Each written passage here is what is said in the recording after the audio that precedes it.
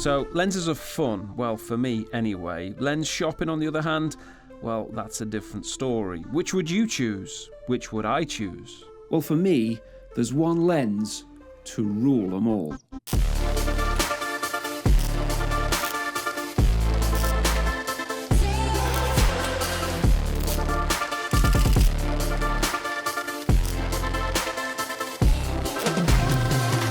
As a professional camera operator in the television industry, I'm always looking for the best kit to make life easier, but while remembering quality is important.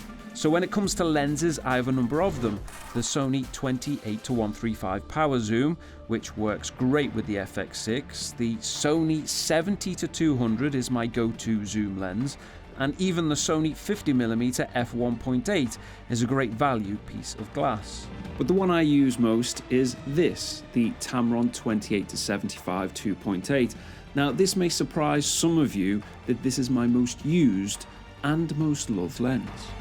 I bought it when I went freelance in 2019, and it was the first lens I bought when I got the Sony a7 III, and I've done a video on the a7 III here on my channel previously. I needed a versatile lens which was low cost and had great image results, so the Tamron 28-75 fitted the bill perfectly. Now this video isn't solely about this lens, it's more about the focal length. This mid-range zoom lens is great for anyone starting out, or if you're on a shoot and you need versatility in your shots. Let me explain.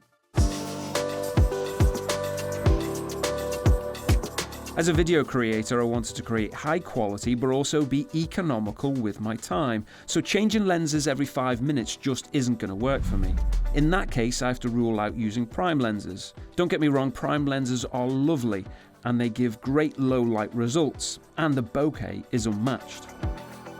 But for my shoots, I need versatility as I mainly work with professional athletes and celebrities. So how do I work? Well, I'll have 2 or 3 cameras on the go at any one point. At the moment, I use the combination of the FX6, A7S III and A7 IV. The FX6 will normally use the 28-135, the A7 IV will have any other lens I need for that particular shoot, but the A7S III will have the Tamron 28-75 on it, while I'm usually flying around with a gimbal. Then later for interviews I'll maybe add the A7 III and even sometimes the ZV-1. I always think the more cameras, the better. So now we know the setup, let's get back to the lens in question. For me, the key element of any video is storytelling. The best way to tell stories about athletes is having many different types of shots, namely wide, medium, and close-up.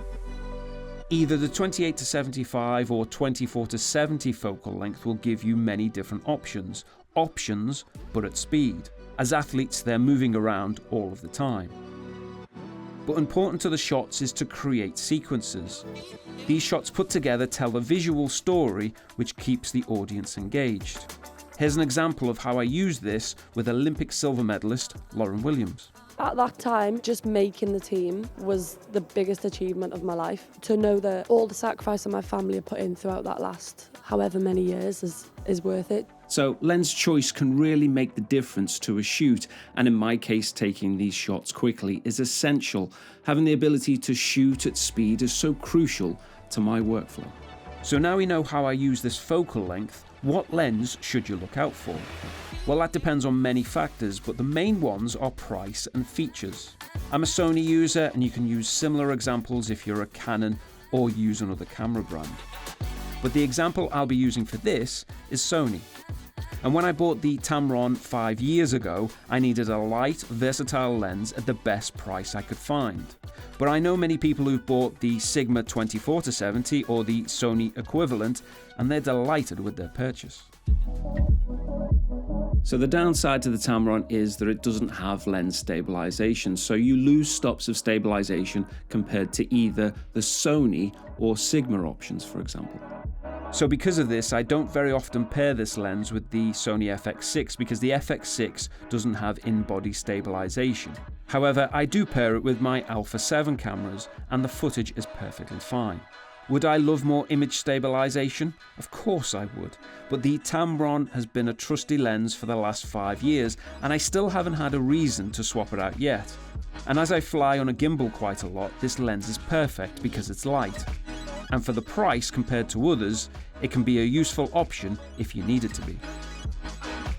So in conclusion, this focal length is the perfect sweet spot for me when creating my own work or working for clients. I can keep up with the environment around me and tell great stories. Yes, the bigger productions will use prime lenses or cine glass, but at the end of the day, the results have to be what you want. We're all trying to create our own vision, so I will always have this Tamron 28-75 in my bag until I replace it. This focal length and versatility really is the best in my opinion. And the Tamron joins that long list of lenses which really do rule them all.